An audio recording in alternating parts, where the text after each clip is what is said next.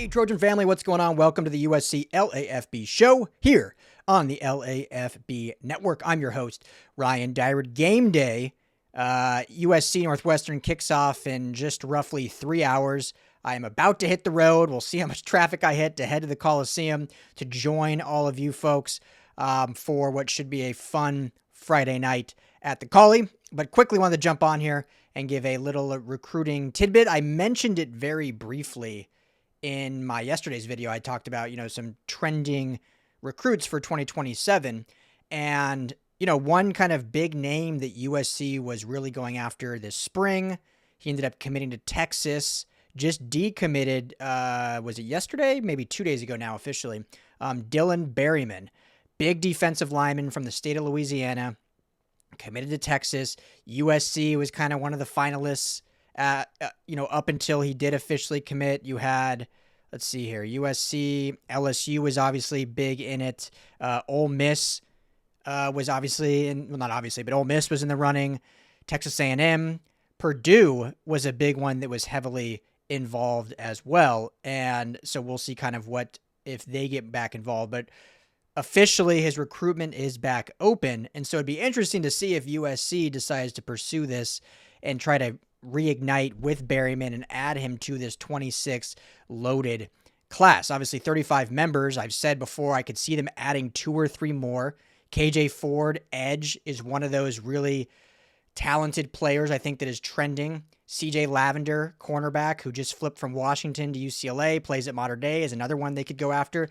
But Berymon is a guy that they went kind of in really heavily with. Obviously, Coach Henny has big relationships with him, being from the state of Louisiana, so that tie there, that connection there. We know how Henny and Jakeem Stewart, that kind of recruitment went. I think Jakeem Stewart probably has some connections and ties with Berymon, and I believe he even mentioned during the spring that it was going to hopefully get him to commit to USC. So I think there certainly could be some talks opening back up. The question is, does USC's roster allow for it? And does he fit? Currently 5 defensive linemen, interior defensive linemen, already committed in this class. Do you want to add a 6th? That might be a bit much, a bit repetitive. However, one of those 5, Braden Jones, is probably more of an edge. Now, he can obviously, I think he's definitely big enough and physical enough to play 3-tech, similar to like Jakeem Stewart does. But the weight-wise, he's probably suited more on the outside, whether it's 5-tech or deeper. Right now he's 6'4", 250, so definitely has the height to go interior if he puts on more weight. But at that weight, you see him more of kind of a speed rusher from the outside. So if that's how they view him, if that's how Sean New and Coach Henny view him, then you really have 4 interior guys, and Berymon is certainly interior with the size that he is, listed at, I just don't want to get this wrong, 6'1.5", 330. So definitely has that big interior body that USC is certainly looking to add. I know fans want to see it. But when you look at the 4, then if we say Jones is an edge, Jamian Winfield, talked about him last week, probably one of the most underrated, probably should be a 5-star for being honest. 4-star, he's the 4th ranked defensive lineman in the class. 6'4", 290. So even him can put on a little bit more weight, but certainly big enough to play on the inside and has the skill set to do it. Just been dominating down in Texas this season. We all know Tamahuni Tapui, 6'2", 337. Way underrated defensive lineman at Mater Dei. Had a really nice season this year. Obviously still going now at the playoffs. So that's your big body there. Jake Johnson, again, 3-star, but I think he's an underrated kid. He's one of those that is just kind of a grinder and is going to prove people wrong, but 6'3", 290. And then Malik Brooks is, definitely a lower tiered 3-star in terms of what the recruiting rankings have him at, the 133rd ranked defensive lineman. Plays at a smaller school out here in Los Angeles, but 6'3", 350. So the body size obviously is what you love to see as kind of a guy that can just absolutely plug holes. But Berymon, if you look at those 4, Berymon fits nicely with 6'2", 330. He is the 23rd ranked defensive lineman according to Rivals industry rankings. So high ranking, 8th ranked player overall in Louisiana. He made the Rivals 300. He's ranked 216 total. So, good player. Obviously, USC was in on him. They saw what talent he has. Once he, ended up committing to Texas, they kind of went in a different direction, added some other players. But most of their defensive line class was already committed when they were still kind of going after him, if I'm not mistaken. Looking back at kind of the dates where they committed, their last commitment was to Pui, April 1st. When he flipped from Oregon. So they were still at that time in the mix for Berymon. So it would not be surprised if they open that back up and go after him. And certainly there'll be heavy competition. Ole Miss, obviously, I think will certainly go after him. Purdue, we'll see what that looks like. Yeah, that was definitely kind of an underdog, but he received crystal ball predictions for Purdue back in May. Had multiple, I think. Steve Wiltfong even gave one.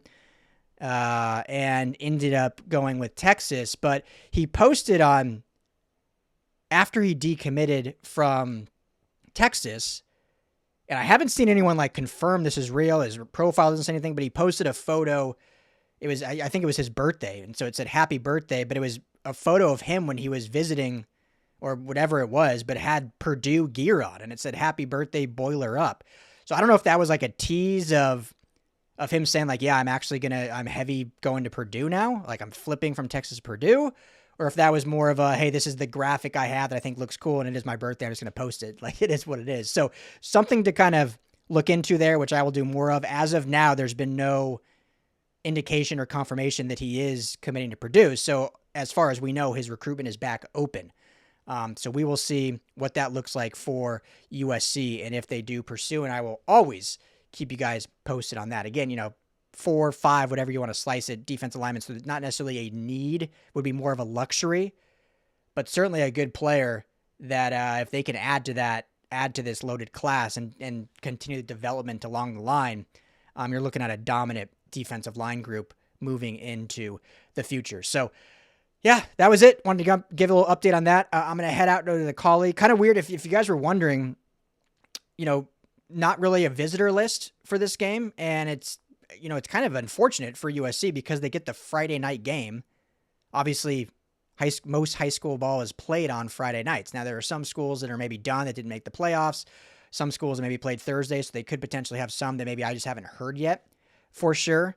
But definitely, you get a little bit of that unfortunate not ability of some players visiting just because they're playing their high school games tonight. So just want to throw it out there for those wondering why there hasn't been a release or anything, or we haven't put out any big visitor list like they've had at all their home games. I mean, that Michigan visitor list was insane. And I just think we'll see some next week again for Iowa. And then obviously the final game against UCLA will have a pretty loaded list as well for that one. So jump on here quick. Everyone enjoy the game. I'm on my way out right now, heading down the 110 to get to the Call-In. I can't wait to see you all there. Be loud. Let's have a great environment. Friday Night Lights. Let's get this victory and move to 7-2. As always, family, fight on. Hey, Trojan family, thank you so much for hanging out and watching the USC LAFB show. Before you go, let me tell you quickly about our friends over at Sleeper. Go right now, download the Sleeper app. It's the #1 sports app, not just for season-long fantasy, but they've got live pickers, they've got live stat updates, they've got a chat you can chat with other users, plus the daily pick'em, which is a blast, or daily fantasy, whatever you want to call it. You go and pick 2 to 8 players across any sports. If you're talking USC, go choose Jaden Mayava in his next matchup. Pick more or less passing yards, more or less touchdowns. You stack those, and you can win real money. When you go to make your first deposit, make sure you use our promo code USC LAFB. You're going to get a match deposit up to $100. Put in $100, you get $100 free to play with from Sleeper. Put in $10, they'll match you that $10. So now you're sitting at $20 to play with. But also right now, for any new users, no deposit required. You get $20 free entry. You can stack both. You can get the $20 for free. Go make a deposit. Use USC LAFB. And now you've got a bunch of free money to play with right there on the Sleeper app. Check it out, Trojan family. And when you do, tell them the guys at the USC LAFB sent you.